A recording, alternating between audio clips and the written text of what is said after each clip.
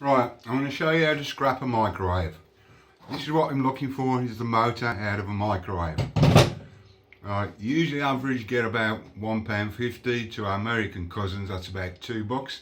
So if you get 5 of them a week, that's £10, right, you know, which is £7.5. Piece of piece. You just remove the screws from the front. And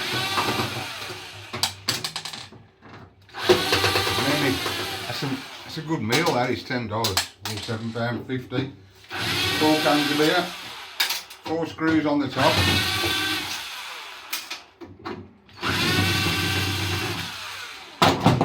And that's what we're after there, the motor.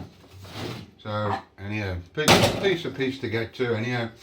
So like, you know, right, it's like, it's coin in the bank, eh? Like, you know. So anyhow, remove the motor. Piece of piece.